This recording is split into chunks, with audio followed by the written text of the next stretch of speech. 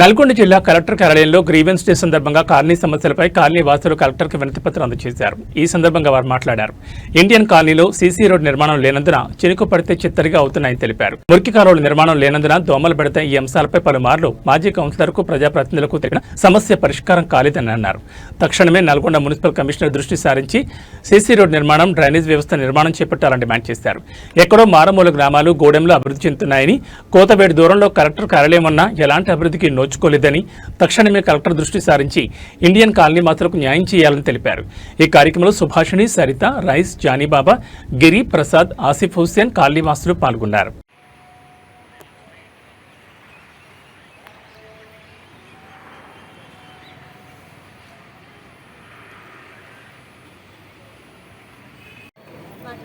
నమస్తే అండి. మేము ఇండియన్ కాలనీ వాస్తున్నామండి.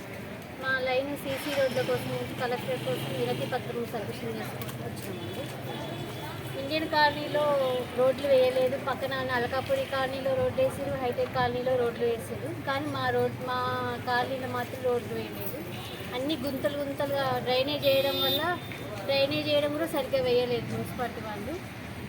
మొత్తం డ్రైనేజీ వల్ల రోడ్లన్నీ ఖరాబ్ అయిపోయి గుంతలు ఏర్పడి అంతా జనాలు, ఆటోలు కింద పడిపోవడం జరుగుతుంది. ప్లస్ దోమలు కూడా ఇబ్బందికరం. నీళ్ళు వర్షాలు చాలా కాలం వర్షాలు బాగా కురుస్తున్నాయి కాబట్టి దోమలు కూడా నిలవడం జరుగుతుంది.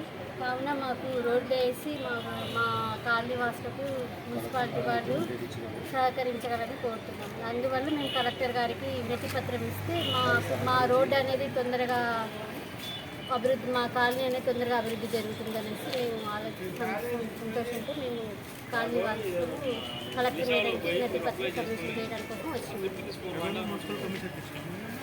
కలెక్టర్ మేడం చాలాసార్లు ఇచ్చినాం. 10 సంవత్సరాల నుంచి మా లైన్ మాత్రమే రోడ్డు వేయట్లేదు.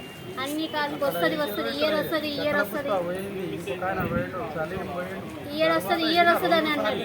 మొన్నటి నుంచి కూడా 6 months నుంచి కూడా ఉగాది రాతేస్తాం, దసరా రాతేస్తాము, దీపావళి రాతేస్తాం అనేసి అంటూనే ఉన్నారు. కానీ మా కాలనీకి వేయట్లేదు. గత 10 సంవత్సరాలుగా సీసీ రోడ్ల కొరకు అనేక సార్లు అధికారులకి లెటర్లు ఇచ్చాము, చాలా వరకు వినతి పత్రాలు ఇచ్చాము. అయినా కానీ ఎవరూ రెస్పాండ్ కావట్లేదు.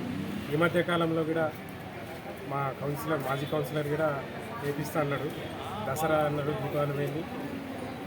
అది అనేక డ్రైనేజ్ వ్యవస్థ తీసి దాన్ని అసంపూర్తిగా చేయడం వల్ల అన్ని గుంతలు ఏర్పడి మొత్తం వర్షం వచ్చినప్పుడు మొత్తం వాటర్ నిలిచి కొంతమంది బండ్లు కూడా చాలా వరకు స్ప్రెడ్ అయి పడిపోయాయి.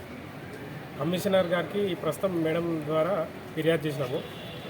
దీనిపై కమిషనర్ గారు స్పందించి మాకు ఈ సమస్యపై పరిష్కారం చేయాల్సిందిగా కోరుచున్నాము.